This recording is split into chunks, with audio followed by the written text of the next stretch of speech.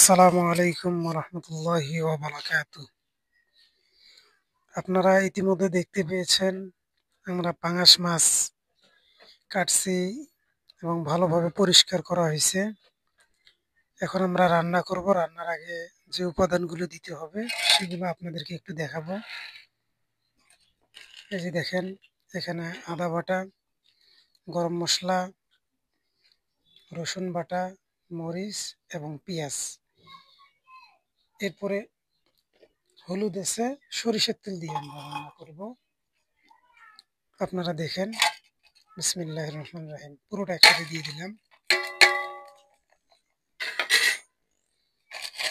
এরপরে লবণ দিব। যেহেতু মাছের সংখ্যা বেশি, লবণের পরিমাণটা একটু বেশি দিতে হবে। 1.5 চামচ দিয়ে দিলাম, আন্দাজ করে আর কি। এরপরে হলুদ দিতে হবে, পরিমাণ মতো হলুদ দিলাম। মাছের রেডিমিক্স মশলা দিয়ে দিলাম পরিমাণ মতো। এরপর ভালোভাবে মাখাইতে হবে।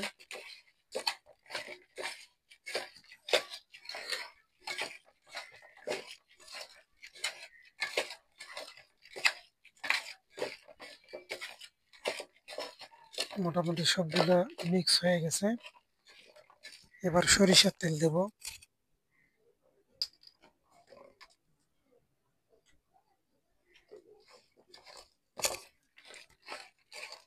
সরিষার তেল দিয়ে ভালোভাবে মাখতে হবে।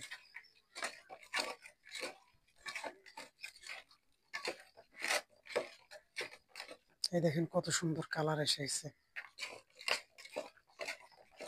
সরিষার তেলের ঘ্রাণটাই অন্যরকম, স্বাদও হবে ইনশাআল্লাহ।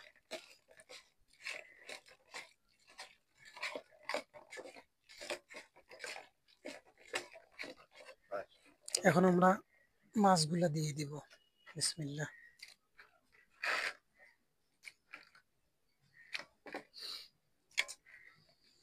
মাছগুলো এখন ভালোভাবে মাখাইতে হবে।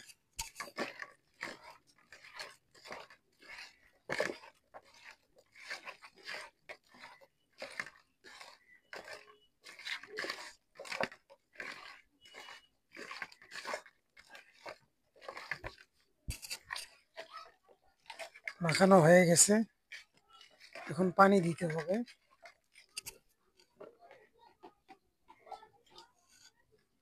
বিসমিল্লাহ।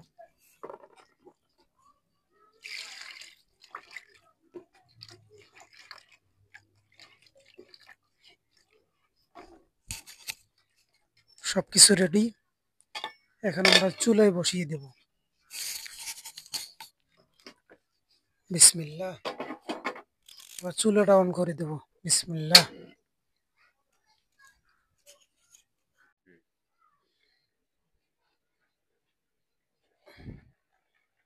দেখেন কত সুন্দর কালার এসে গেছে ভাই।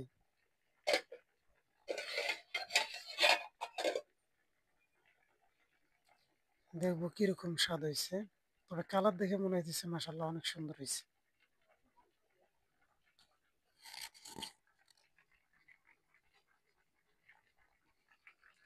বিসমিল্লাহ। আহ, মাশাআল্লাহ অনেক সুন্দর হয়েছে, অনেক মজা হয়েছে। আলহামদুলিল্লাহ।